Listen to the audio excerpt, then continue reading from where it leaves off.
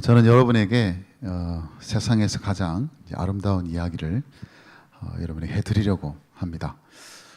여러분 생각에는 세상에서 가장 아름다운 이야기가 뭐라고 생각하십니까? 제가 생각할 때에는 제가 제 아내를 만나서 결혼한 이야기가 세상에서 가장 아름다운 일이라고 생각을 합니다. 갑자기 분위기가 싸해지는데 요즘 말로 갑분싸라 그러죠. 갑분싸. 예.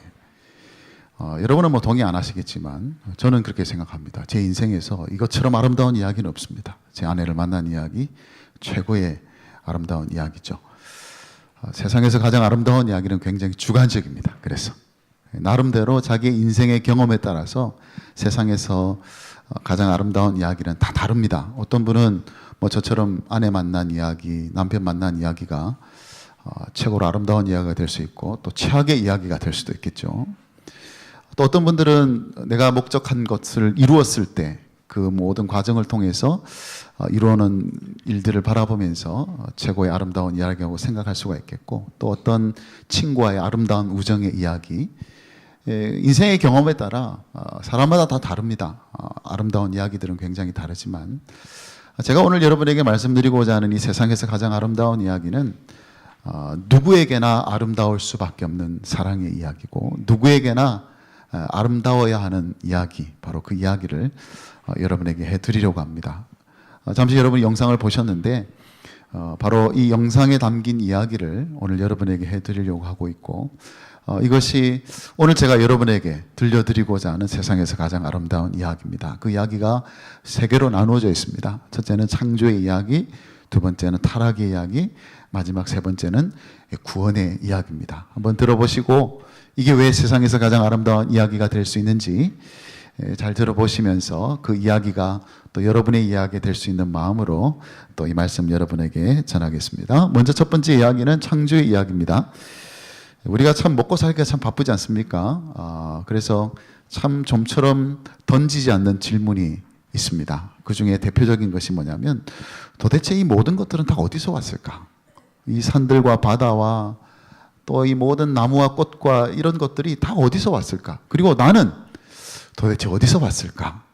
이런 질문은 사실 잘 안 하죠. 우리 살면서 뭐 먹고 살기 바쁜데 이런 질문 하겠습니까? 제가 콩나물 파시는 할머니한테 가서 도대체 우리가 어디서 왔을까요? 그렇게 물어보면 아마 콩나물로 맞을지 모르겠습니다. 지금 콩나물 하나라도 더 팔아야 되는데 이 콩나물이 어디서 왔는지 그걸 묻는다는 것은 참 시대에 맞지 않는 질문이기도 하고 별로 때에 맞지 않는 그런 질문이라고 볼 수 있습니다. 그러나 우리가 이 세상이 어디서 왔는지, 내가 어디서 왔는지에 대한 이 질문에 대한 답이 당장 돈이 되는 것도 아니고 뭐 떡이 나오는 것도 아니지만 이 질문에 대한 답을 알고 있어야 우리가 결국은 어디로 가는 것인가에 대한 답을 얻을 수가 있습니다. 우리가 어디서 왔는지를 알아야 우리가 어디로 가는지를 알 수가 있다라는 것이죠. 그래서 특별히 뭐 오늘 초대받고 이렇게 오신 분들이 많이 계시는데 기왕 콩나물 파시는 거 잠시 멈추고 오신 거니까 한번 이 질문 한번 생각해 보시면 좋겠습니다. 도대체 난 어디서 왔을까? 물론 엄마 뱃속에서 나왔겠지만 우리 인생이란 것이 도대체 어디서 온 것인가? 이 세상은 도대체 어디서부터 시작된 것인가에 대한 질문에 대한 이 답을 생각해 보는 것도 좀 의미 있는 일이라고 생각이 되어집니다. 이 시대는 과학의 시대라고 말을 하죠. 그래서 과학이 말하는 것은 다 믿습니다. 옛날에 사카린 못 먹는 겁니다. 그죠? 먹으면 큰일 난다고 얘기하죠. 근데 이제 요새 과학자들이 사카린 아무 상관없다 그렇게 얘기합니다. 그럼 또 먹습니다. 이제 과학이 이야기하는 것을 굉장히 신봉하죠. 의사가 말하는 것들, 또 과학이 이야기하는 것들을 굉장히 신빙성 있게 생각을 합니다. 이제 그런 과학의 입장에서 본다면 도대체 이 세상은 어디서 온 것일까? 대체로 그냥 어쩌다가 우연히 생긴 것으로 이야기를 합니다. 우주에 대폭발이 있었다는 거죠. 그 빅뱅이라고 하는 거죠. 빅뱅. 큰 폭발이 있고 난 다음에 이 우주가 생겼고, 그리고 이 사람이라는 것은 아주 원시적인 물질에서 계속 세월을 흘러서 진화되어서 여기까지 왔다. 그렇게 말을 합니다. 우리 아이들이 학교에서 배우는 내용이에요. 여러분도 옛날에 다 배웠을 내용이고 과학의 이름으로 설명하는 답입니다. 이 세상은 어디서 왔을까? 그것은 세상이 어쩌다가 우연히 만들어진 것이다. 그렇게 말을 하죠. 그런데 그렇게 신봉하는 과학이 흥미로운 연구를 한 적이 있습니다. 정말 이 세상이 어쩌다 우연히 만들어질 확률은 어느 정도 될까? 그 계산한 거예요. 수학적으로 계산을 했답니다. 계산을 해보니까 이 세상이 그냥 어쩌다가 우연히 만들어질 확률은 10의 60제곱분의 1이다. 이렇게 계산이 나온 겁니다. 이렇게 말하는 게 잘 감이 안 오시죠? 10의 60제곱이라는 건 뭡니까? 1 뒤에다가 0이 60개가 붙었다는 거예요. 그것분의 1이라는 거예요. 그래도 잘 감이 안 오시죠? 예, 이렇게 말해가지고 또 감이 안 오시기 때문에 이 확률이 어떤 확률인지 어떤 물리학자가 비유로 이렇게 설명을 합니다. 200억 광년 떨어진 거리에, 그러니까 200억 광년 떨어졌다는 것은 어느 거리냐면요. 빛이 200억 년 동안 갈 수 있는 거리입니다. 여러분, 빛이 얼마나 빠릅니까? 그죠? 그게 200억 년 동안 가는 거리면 여러분 상상이 되세요? 거의 상상이 안 되는, 보이지도 않는 그 거리에다가 2.5cm 되는 관역을 거기다 놓고 여러분이 총을 탁 쏴가지고 명중시킬 확률이 바로 이 확률이라는 겁니다. 그러니까 이 확률이 의미하는 건 뭡니까? 이런 일은 일어날 수가 없다라는 거죠. 세상이 우연히 어쩌다가 만들어질 수 있는 확률은 거의 제로에 가깝다. 그렇게 말합니다. 그럼에도 불구하고 사람들은 여기에 대해서 별로 이의를 제기하지 않습니다. 그래, 뭐 우연히 만들어졌겠지, 뭐. 어쩌다가 만들어졌겠지. 그렇게 넘어가죠. 그렇게 받아들이는 사람도 굉장히 많습니다. 그런데 만약 거꾸로 한번 생각해 보죠. 이 세상을 어떤 존재가 만들었다. 어떤 신이 만들었다. 그러면 그 신이 이 세상을 만들 확률을 한번 계산했을 때 만약 10의 60제곱분의 1이라는 결과가 나왔다면 사람들은 뭐라고 얘기할까요? 거봐, 신이란 게 어디 있어? 신이 어디 있어? 신이 세상을 만드는 게 얼토당토하는 소리야. 이렇게 얘기할 거라는 것이죠. 그런데 어쩌다 우연히 만들어졌다는 이야기는 별 의의를 제기하지 않으면서 신이 이 세상을 만들었다는 이 가능성에 대해서는 별로 그렇게 심각하게 받아들이지 않습니다. 말도 안 되는 것이라고 그렇게 생각을 하게 되죠. 그런데 흥미로운 것은 이 신의 존재라는 것은요, 단서는 있지만 물증이 없습니다. 그죠? 물증이 있으면 여러분 안 믿을 사람이 누가 있겠어요? 그죠? 그러니까 뭔가 단서는 있는데 물증이 없는 거예요. 예를 들면 이런 겁니다. 여러분, 제가 시계를 차고 있는데 이 시계가 수많은 부품으로 이루어져 있잖아요. 그런데 여러분, 이 시계가 우연히 만들어졌다고 생각하시는 분 혹 계십니까? 이 가운데? 쇠붙이 하나가 원래 있었는데 세월이 흘러서 진화를 거듭해서 이 시계가 됐다고 여러분 믿으시는 분이 혹 계시나요? 그런 분은 아마 없을 겁니다. 여러분 모두가 이 시계를 바라보면 이 시계를 만든 존재가 있다는 것을 당연히 생각하겠죠. 시계를 바라보면 시계공이 있다는 것을 당연히 생각하게 되어져 있습니다. 그러면 여러분의 인체는 어떨까요? 우리의 인체는요, 이 시계하고는 비교할 수 없을 만큼 정밀합니다. 엄청나게 정밀해요. 그래서 어떤 분은 그렇게 얘기하더라고요. 의사가 신의 존재를 믿지 않는다는 건 참 이상한 일이다. 그런 얘기한 적이 있습니다. 이 인체를 들여다보면 들여다볼수록 이것이 얼마나 정확하고 정밀하게 되어 있는지, 어쩌면 이 세상에서 존재하는 그 어떤 정밀한 기계보다 더 정밀하게 이루어져 있는 것이 인체다라는 거죠. 더 나아가서 이 우주가 그렇게 되어 있다라는 거죠. 그런데 시계를 보고는 저절로 생겼다고 말하는 것을 우스꽝스럽게 여기면서도 이 인간이 저절로 생겼다고 말하고 이 우주가 저절로 생겼다고 말하는 것은 정말 이상한 일이 아니냐는 것이죠. 그래서 이 시계를 바라보면 시계를 만든 존재를 생각하게 되듯이 여러분, 우리 인체를, 우리 사람을 가만히 들여다보면요, 이 세상을 가만히 들여다보면 이 세상과 이 사람을 만든 존재가 있다는 것을 인정하는 것은요, 합리적인 이야기입니다. 얼토당토하는 이야기가 아니라 여러분이 시계를 바라보면서 시계 만든 존재를 생각하는 것이 합리적이듯이 여러분이 이 세상을 바라보면서, 우리 인간을 바라보면서 이 세상과 인간을 만든 존재가 있다고 생각하는 것은 굉장히 합리적인 이야기라는 얘기입니다. 문제는 뭐냐? 누가 만들었느냐는 거죠. 누가 만들었느냐. 이 부분이 중요하거든요. 여러분, 여기 컵이 있습니다. 여러분, 이 컵이 저절로 생겼다고 생각하는 분은 아무도 안 계실 겁니다. 이 컵은 누군가가 만들었을 거예요. 그죠? 누가 만들었을까요? 혹시 아시는 분 있습니까? 예, 저도 모릅니다. 이거 누가 만드는지 제가 어떻게 알겠어요? 가르쳐줘야 알지.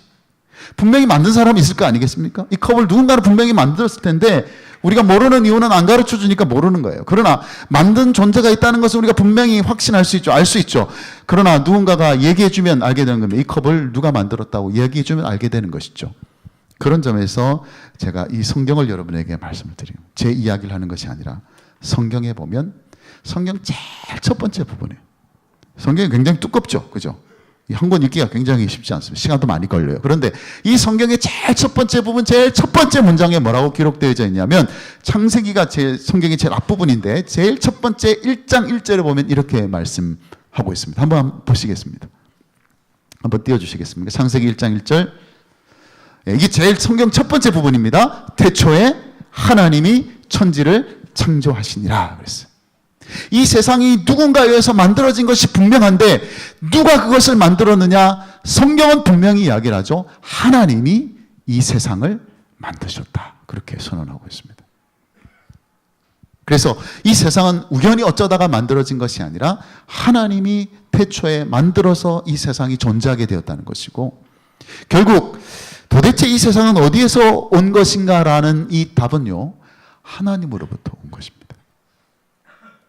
하나님으로부터 온 것이 바로 이 세상이다. 이 세상에서 가장 아름다운 이야기는 바로 여기에서 시작합니다. 자, 그럼 그 다음 이야기로 넘어가면 바로 타락의 이야기로 이어지게 되는데, 여러분, 하나님이 이 세상을 만드신 것이라면 우리가 한 가지 의문이 들죠. 어떤 의문이 들까요? 아니, 하나님이 이 세상을 만들었는데 왜 세상이 이 모양이냐는 거예요. 좀 제대로 만들지. 여러분이 살아가는 이 세상을 한번 들여다보십시오. 여러분, 하루 자고 나면요, 희한한 소식들 막 들려오지 않습니까? 도대체 어떻게 이런 일이 일어날 수 있을까 할 만한 그런 범죄들이 자고 나면 들려오고. 하나님이 세상을 만드셨으면 좀 살만해야 되는데 살아가는 것이 왜 이렇게 힘든지 또 몰라요. 고생스럽기도 하고. 기왕에 하나님이 만드신 세상이라면 그 안에 사는 사람들이 좀 행복하게 그렇게 살아야 될 텐데, 여러분, 우리가 사는 세상이 왜 이렇게 힘든지 모르겠어요. 왜 이럴까요? 하나님이 그렇게 번듯하게 만들어 놓으신 세상이라면 좀 번듯하게 우리가 살아야 되지 않습니까? 근데 왜 이렇게 사는 게 힘들까요? 왜 이렇게 인생살이에 지쳐서 우리가 살아가야만 할까요? 그것은 바로 하나님이 만드신 그 세상에 문제가 일어났기 때문에 그렇습니다. 그 문제가 무엇이냐면 바로 그 세상에 죄가 들어와서 그렇습니다.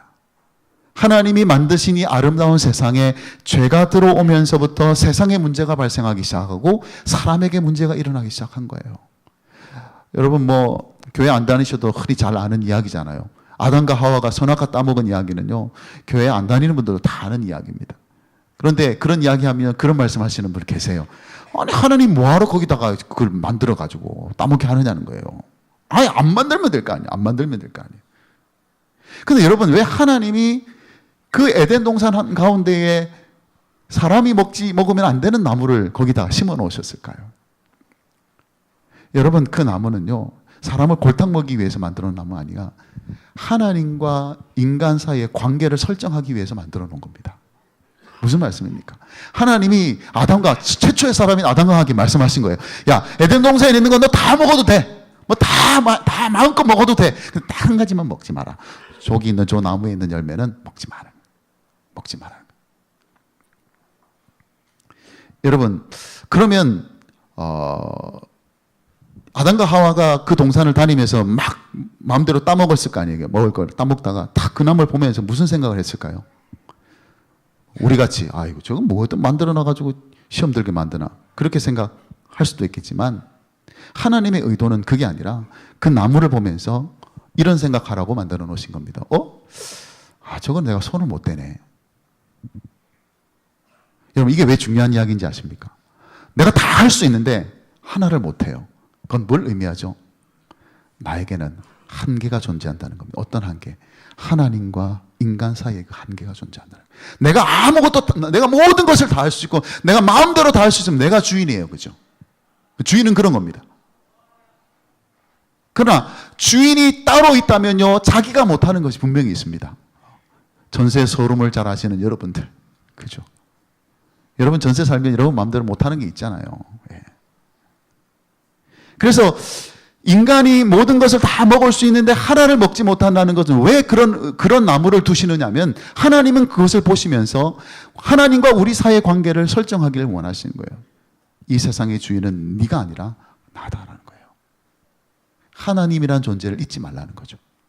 하나님을 의식하고 살라는 겁니다. 근데 그 나무의 열매를 먹었다는 얘기가 뭐냐? 단순히 금지된 열매를 먹어서 문제가 아니라 그 하나님의 말씀에 불순종함과 동시에 뭐가 깨어져 버린 겁니까? 하나님과 인간과의 그런 관계 설정이 깨어져 버린 거예요. 그게 죄입니다. 여러분, 죄는요, 우리가 생각하듯이 뭐 이렇게 일상적인 범죄, 이걸 죄를 성경에서 말하는 죄라고 얘기하잖아요. 그거는 죄의 양상일 뿐입니다. 죄의 결과로 일어난 여러 다양한 현상들이지, 진짜 죄는 뭐냐면 그 하나님과 사람 사이를 갈라놓게 만드는, 깨어지게 만들었던 바로 그 원인을 제공했던 그것, 그게 뭡니까? 그게 바로 선악과를 따먹은 일이에요. 하나님의 말씀에 순종하지 않은 그 죄. 그래서 그 이후로부터 이 죄가 사람을 지배하기 시작했습니다. 하나님 없이 사는 것이 가능하게 만들었어요. 하나님이 필요 없다고 말하기 시작하고,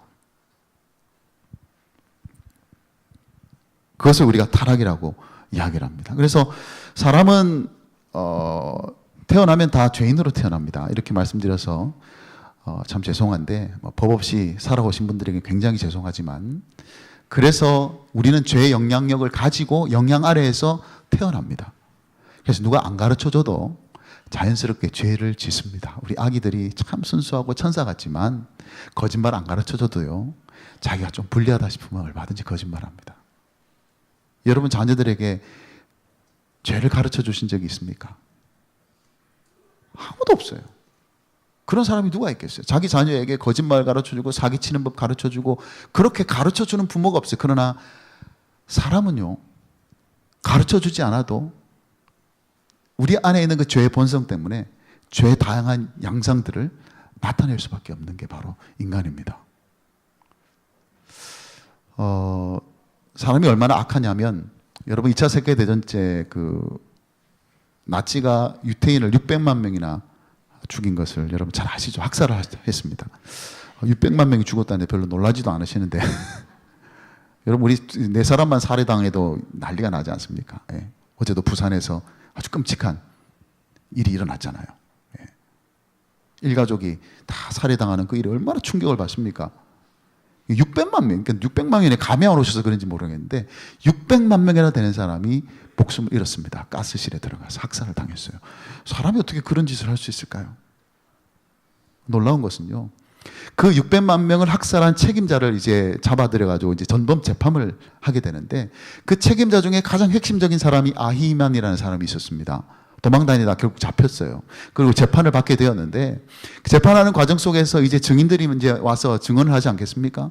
그런데 어떤 증인이 나왔다가 그 재판정에서 아히만을 보고 졸도를 했습니다. 기절을 했어요. 왜 기절했을까요? 아히만 얼굴을 딱 보니까요, 정말 옆집에 사는 할아버지 얼굴이에요. 평범한 할아버지 얼굴. 자기는 생각에 머리에 뿔도 좀 나고 인상도 험상궂고 딱 봐도 저는 참 악한 놈이다 라고 생각이 들 만한 그런 사람인 줄 알고 딱 봤는데, 보는 순간요, 그냥 인자한 할아버지 얼굴 모습 그대로 앉아있더라는 거예요. 그래서 충격을 받고 기절을 했다는 거죠.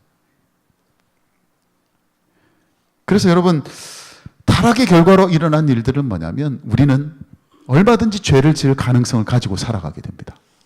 여러분이 아무리 법 없이 살아오셨어도 어느 한순간에 죄를 지을 수 있는 가능성이 얼마든지 열려있는 존재입니다. 예. 그런데 여러분, 제가 정말 말씀드리고 싶은 이 죄의 가장 심각한 결과가 뭐냐면, 그 죄 때문에 죽음이 왔다는 겁니다. 여러분, 왜 우리가 죽을까요? 왜 태어나서 우리는 죽게 될까요? 그 죽음을 설명할 수 있는 한 단어가 바로 죄입니다. 죄 때문에 죽음이 왔습니다. 에덴 동산에서 아담과 하와가 범죄했던 그 당시에 하나님께서 그 죄 때문에 선언하신 것이 하나 있는데, 그 내용이 창세기 3장 19절에 있습니다. 한번 보겠습니다. 창세기 3장 19절. 이렇게 하나님이 아담에게 말씀하신 겁니다. 네가 흙으로 돌아갈 때까지 얼굴에 땀을 흘려야 먹을 것을 먹으리니 내가 그것에서 취함을 입었습니다. 너는 흙이니 흙으로 돌아갈 것이니라 하시니라. 그랬습니다. 너는 흙이니 흙으로 돌아가라, 그렇게 말씀하시는 거예요.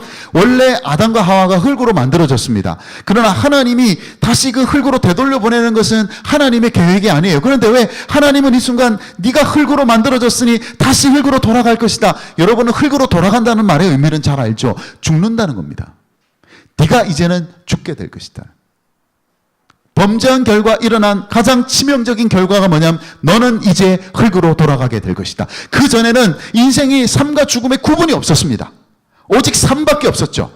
그런데 죄를 지음으로 해서 이 구분이 생겨난 겁니다. 삶과 죽음이라는 구분이 그때 생겨나기 시작한 거예요. 그때 이후로 모든 인생은요 다 죽을 수밖에 없습니다. 자유로운 사람이 없습니다. 여기 앉아 계신 분들 중에 이 죽음을 이길 수 있는 분들이 아무도 없어요. 피할 수 없는 현실이고요. 우리가 살아있으니까 죽음이 멀리 떨어져 있는 것처럼 보이죠. 죽음은요 우리 가까이에 있습니다. 정말 가까이 있습니다. 어슬렁거리고 있어요. 이게 현실입니다. 우리 인생, 죄 가운데 있는 우리 인생이 피할 수 없는 그런 현실은 바로 죽음. 한 치 앞을 내다볼 수 없는 1분 1초 뒤를 알 수 없는 인생을 우리가 살아가고 있는 거예요. 어떤 사람이 바닷가를 거닐다가 모래사장에서 요술램프를 주었습니다. 여러분 알라딘의 요술램프 아시죠? 그 요술램프 안에 누가 삽니까? 예, 지니가 삽니다. 램프의 요정이 살죠. 그럼 여러분 그 요술램프를 딱 줍게 되면 제일부터 뭐부터 해야 될까요? 책을 잘 안 읽어보셨나 본데 램프를 닦아야 됩니다. 앞으로 여러분 길 가다가 램프 하나 주우시면 무엇부터 해보신다? 램프를 닦아보세요. 그러면 요정이 탁 나타나서 뭐라고 얘기합니까? 주인님 소원을 말해보세요. 그렇게 얘기를 합니다. 예. 그래서 이 사람이 램프를 딱 주워가지고 탁 닦으니까 아니나 다를까 램프 요정이 탁 나타나더니 소원이 무엇입니까 주인님 이러는 거예요. 그래서 곰곰이 생각해 보다가 1년 뒤에 신문을 가져다 달라고 했어요. 1년 뒤에 신문. 1년 뒤에 신문을 나한테 가져다 달라는 거예요.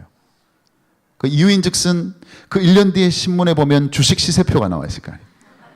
그래서 1년 전에 미리 딱 예상해서 투자를 해놓으면 그때 떼돈 벌지 않겠습니까? 머리가 좋은 것 같으면서도 제가 볼 때는 그냥 돈 달라 그러면 될 텐데 굳이 뭘 또 그렇게 복잡하게 하나 싶긴 한데 뭐 이야기를 만들다 보니까 아마 그렇게 된 것 같습니다만은 어쨌든 그렇게 요청을 하니까 금방 가서 이제 1년 뒤에 신문을 가지고 왔어요. 가지고 보니까 딱 주식 시세표에 딱 그냥 주식 시세표 딱 나와 있는 거예요. 그래서 이제 어디에 투자를 하고 어디에 투자를 하고 막 신나게 계산을 하고 있는데 그 신문 밑에 부고란이 있었습니다. 여러분 요즘 신문을 잘 안 봐서 모르지만 옛날엔 신문 밑에 보면 부고란이 있었어요. 누가 세상을 떠났기 때문에 뭐 장례식이 언제 있습니다. 그거 알리는 난이 있었거든요. 가만히 보니 그 부고란에 아주 익숙한 이름이 하나 있는 겁니다. 들여다보니까 자기 이름이 거기 적혀 있는 거예요. 그날 자기가 죽는다는 거예요. 예. 여러분 이게 인생 아니겠습니까? 지금 여러분이 얼마나 많이 가지고 계시는지 모르겠습니다. 지금 여러분이 세상에서 얼마나 잘 나가는지 잘 모르겠습니다.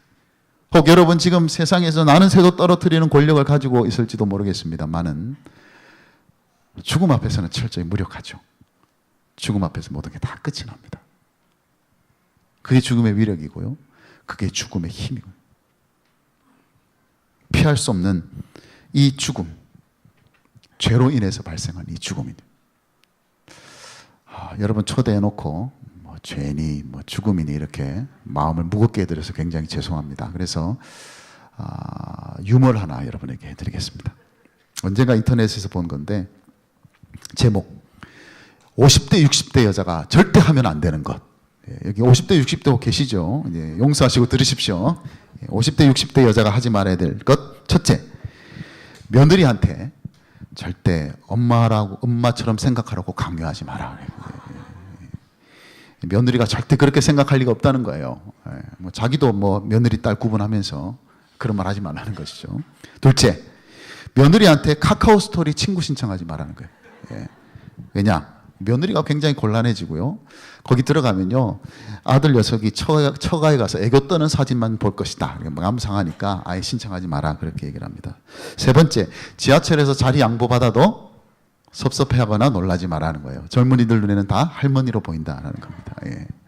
그래서 고민하지 말고 그냥 앉으라. 그렇게 얘기를 합니다. 마지막 네 번째, 남편한테 잔소리하지 말라는 거예요. 예. 지금까지 못 고쳤으면 안 되는 거다라는 거예요. 그래서 그냥 그렇게 살게 내버려 두라. 애들 떠나고 나면 남는 놈은 그놈 하나밖에 없다. 그렇게. 그 한 놈들에게 지금 굉장히 죄송합니다만은 50, 60대 여자가 절대 하지 말아야 될 것들. 근데 여러분 모든 인생이 절대 하지 말아야 되는 게 있습니다. 모든 인생이 절대 하지 말아야 될 게 그게 뭐냐? 그거는 대책 없이 죽음을 맞이하지 마십시오. 대책 없이 죽음을 맞이하지 마세요. 죽음은 피할 수 없거든요. 계십니까? 여러분 가운데 죽음을 피할 수 있는 분이 계시나요? 아무도 없죠. 그렇다면요, 여러분 절대 하지 말아야 될 게 뭐냐면 대책 없이 죽음을 맞이하지 마십시오. 죽음에 대한 대책이 있어야 된다는 뜻인데, 기독교에서 왜 복음이라고 얘기할까요? 제가 지금 전하고 있는 이 말씀은 왜 복음이란 말은 복된 소리라는 뜻입니다. 복된 소식이라는 뜻이에요. 좋은 소식이라는 뜻입니다. 굿 뉴스라는 뜻이에요. 왜 이게 좋은 소식이냐? 이 소식 안에는, 이 사실 안에는 무엇이 담겨 있냐면 죽음에 대한 대책이 담겨 있기 때문에 그렇습니다. 죄로 인해서 처할 수밖에 없었던 그 인간의 운명, 죽을 수밖에 없는 그 운명 가운데에서 살 길을 열어주는 소식이 바로 이 복음에 담겨 있기 때문에 복된 소식이라고 말을 합니다. 그래서 이 마지막 세 번째 이야기, 이 구원의 이야기가 바로 제가 하고 있는 이 이야기가 세상에서 가장 아름다운 이야기일 수밖에 없는 이유가 됩니다. 여러분, 하나님께서 이 세상을 바라보시면서, 이렇게 망가진 세상을 바라보시면서 그냥 내버려 두시겠습니까? 그렇지 않으시겠죠. 그래서 이 세상을 회복시키기로 하셨습니다. 그러면 여러분, 이 세상을 회복시키려면 어떻게 해야 될까요? 이 세상을 망가뜨린 그 원인을 제거해야 되지 않겠습니까? 그게 바로 죄잖아요, 죄. 그 죄의 문제를 해결해야만 이 세상이 다시금 온전히 회복되는 일이 일어나기 때문에, 그래서 그 방법으로 보내신 분이 바로 예수 그리스도라는 겁니다. 예수님께서 이 땅에 오신 이유는 무엇 때문에 온 것이냐? 바로 그 죄의 문제를 해결하기 위해서 이 땅에 오셨다라는 것입니다. 그러니까 타락의 장본인이 아담과 하와였다면 이 회복의 장본인은 바로 예수 그리스도였다는 겁니다. 여러분, 기독교의 상징을 십자가라 그러잖아요. 그래서 교회마다 십자가가 있고요. 여러분 또 주변에서 보면 십자가 목걸이 달고 다니시는 분 많이 보셨을 겁니다. 여러분, 이 십자가는 옛날에 로마 시대 때는 이 십자가 어디에 사용되었냐면 사람 죽이는 데 썼습니다. 구체적으로 말씀드리면 흉악한 살인범, 흉악범들을 사형시키는 도구가 십자가입니다. 그래서 그 당시 사람들이 타임머신 타고 이 시대에 왔다면요, 깜짝 놀랄 거예요. 저 사람들이 도대체 제정신을 가지고 저기다 십자가를 달아놓고 있는지, 저 사람 제정신 가지고 지금 목에다가 십자가를 걸고 다니는지, 사형틀을 왜 저기 목에 달고 다니는 거예요? 사람 죽이는 사형틀을 왜 저 목에 달고 다니느냐는 거예요. 정신 나갔다고 생각할 거예요. 그만큼 십자가는요, 모든 사람이 두려워하는 것입니다. 왜냐하면 십자가는 죄를 그곳에서 처리하는 것이기 때문에 그래요. 죄의 대가를 처리하는 것이 바로 십자가입니다. 그래서 그곳에 가면 죄에 대한 모든 대가를 거기서 다 지불해요. 그래서 죄 지은 사람은 그 십자가에서 그 모든 것들을 다 해결하게 됩니다. 무엇으로써? 죽음으로써. 그러니 정작 그 십자가에 가서 그 죄의 문제를 해결해야 될 사람들은 뭐냐? 우리 모든 인생이에요. 우리가 죄의 영향력 아래에 있고 우리가 죄인이기 때문에 그곳에서 다 죄의 대가를 치러야 합니다. 그런데 하나님께서는 그런 방법을 쓸 수가 없습니다. 왜요? 그렇게 심판하고 나면 끝나잖아요. 무슨 의미가 있습니다. 죄의 대가를 치르고 나면 다 죽고 나면 끝인데 무슨 의미가 있겠어요? 그래서 우리를 살리고자 하시는 계획이 있었습니다. 그것은 누구든가가 대신 그 죄를 대신 지고 죽는 것입니다. 그래서 오신 분이 바로 예수님이세요. 하나님의 아들 예수님이 이 땅에 오셔서 우리의 죄와는 전혀 무관하신 그분께서 그곳에서 우리를 대신해서 죄를 짊어지시고 죽으셨다는 거죠. 대대가를 치르셨다는 겁니다. 그래서 고린도전서 15장 22절에 보면 이런 말씀이 있습니다. 고린도전서 15장 22절 말씀 이거 한번 같이 한번 읽어보겠습니다. 시작. 아담 안에서 모든 사람이 죽은 것 같이 그리스도 안에서 모든 사람이 삶을 얻으리라. 아멘. 아담 안에서 모든 사람이 죽었습니다. 왜냐하면 아담이 범죄한 이후로 모든 사람들은 그 죄의 영향력 아래에 놓여서 죽을 수밖에 없어요. 그런데 이제 그리스도 안에서는 모든 사람이 삶을 얻을 수 있습니다. 그 그리스도 안에 있다는 말이 무엇이겠습니까? 그것이 바로 예수님을 믿는 믿음 안에서 다시 태어나는 거예요. 거듭난다라고 얘기하죠. 새 생명이 우리에게 주어진다라는 것입니다. 그래서 교회에서 너 예수 믿어야 돼, 예수 믿어야 돼. 도대체 예수 믿은 말이 무슨 말이냐라고 얘기할 때, 우리가 예수님을 믿게 될 때, 나를 위해서 십자가에 달려 죽으셨음을 믿게 될 때, 그때 우리 안에 일어나는 일이 뭐냐면 바로 거듭나게 되는 일이 일어납니다. 새 생명이 일어나게 되고, 그때 이 약속의 말씀처럼 그리스도 안에 있게 되는 일이 일어나게 됩니다. 이게 바로 살 길이 아니겠습니까? 자, 그럼 그러면 제가 여기까지만 이야기하면요, 제가 드린 말씀은 세상에서 가장 안심되는 이야기 이렇게 붙여야 됩니다. 그죠? 죽음의 문제를 해결할 수 있는 방법에 대해서 말씀을 드렸으니까 여러분 생각할 때는 이 이야기는 세상에서 가장 안심되는 이야기, 세상에서 가장 소망이 있는 이야기 그렇게 붙여야 될 텐데 왜 제가 이 이야기가 세상에서 가장 아름다운 이야기가 되느냐? 마지막 이야기를 여러분 들으셔야 합니다. 여러분, 이 이야기가 세상에서 가장 아름다운 이야기인 것은 죄의 문제를 해결해서 죽음의 문제를 해결했기 때문이 아니라 바로 이 모든 것이 하나님의 사랑으로부터 왔기 때문에 그렇습니다. 이 성경을 한 문장으로 딱 요약해서 말씀을 드린다면 아까 말씀드린 그 말씀이죠. 요한복음 3장 16절. 다시 한번 보겠습니다. 같이 한번 읽겠습니다. 시작. 하나님이 세상을 이처럼 사랑하사 독생자를 주셨으니 이는 그를 믿는 자마다 멸망하지 않고 영생을 얻게 하려 하심이라. 아멘. 이 모든 일들이 어디서 왔느냐? 하나님이 세상을 이처럼 사랑하셨기 때문에 일어난 일이라는 거죠. 그래서 독생자 하나밖에 없는 아들 예수 그리스도를 보내셨다는 것입니다. 여러분, 하나님은 어떤 분이신가 물으신다면 저는 한마디로 말씀드릴 수 있습니다. 하나님이 어떤 분이시냐? 하나님은 사랑이십니다. 하나님은 사랑 그 자체이십니다. 하나님의 본성은 사랑이세요. 그래서 하나님이 세상을 구원하는 방식도 그 본성대로 하십니다. 어떤 방식으로? 사랑하는 방식으로 하십니다. 그냥 생각에는 이 죄악된 세상을 다 쓸어버리고 새롭게 시작하면 되실 텐데 왜 굳이 자기 아들을 보내시면서까지 우리를 구원하시느냐? 그것이 하나님의 본성에 가장 어울리기 때문에 그렇습니다. 하나님은 사랑이시니까. 사랑이셨어요. 그래서 아들을 내어주시는 사랑으로 우리를 사랑하신 겁니다. 충격적인 사랑입니다. 제가 말은 이렇게 해서 그렇지 굉장히 충격적이에요. 여러분, 공공의 적이라는 영화 보셨는지 모르겠는데요. 거기 보면 아주 흉악한 살인범이 나옵니다. 그 살인범은 심지어 얼마나 흉악한 놈이냐면 자기 부모까지 죽여요. 강도로 위장해가지고 들어가서 자기 부모를 죽입니다. 아주 그냥 잔인하게 죽이죠. 죽이고 나서 부모의 시신에다가 밀가루 뿌려가지고 훼손하는 거예요. 알아보지 못하게.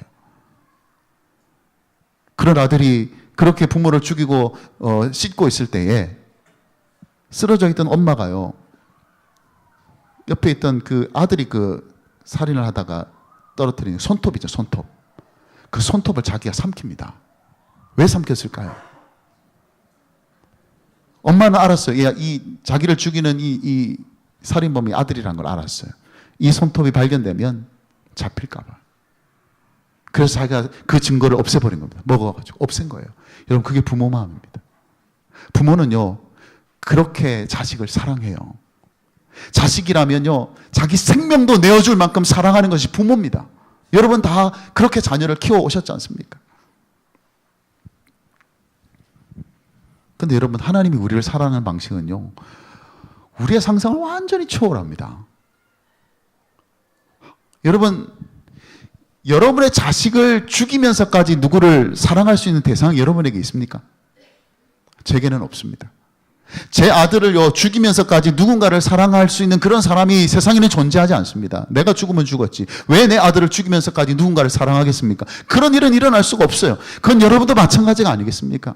얼마나 여러분이 사랑하면 여러분 자식을 죽이면서까지 사랑하실 수 있겠어요? 그건 불가능하잖아요. 그런데 그 불가능한 상황을 누가 하셨느냐? 하나님이 하셨다는 것이죠.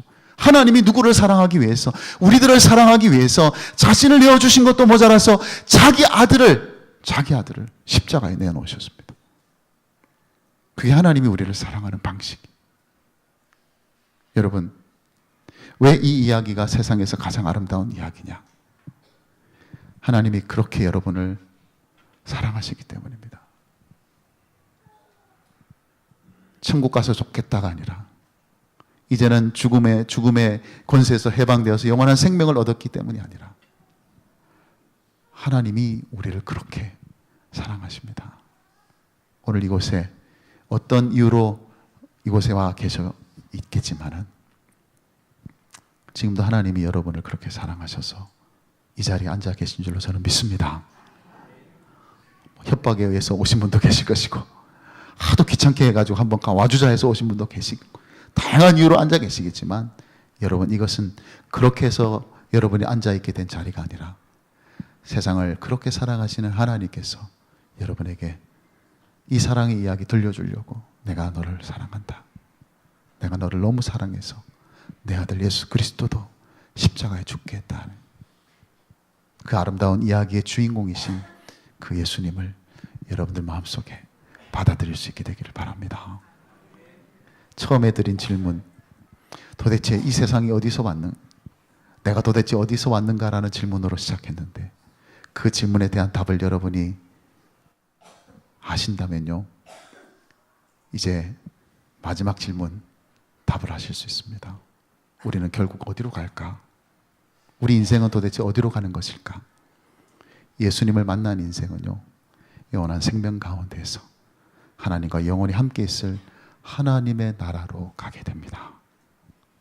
그런 아름다운 이야기가 어느 특별한 사람만의 이야기가 아니라 오늘 여기 앉아 계신 여러분 모두의 이야기가 될 수 있기를 주님의 이름으로 축복합니다. 아멘.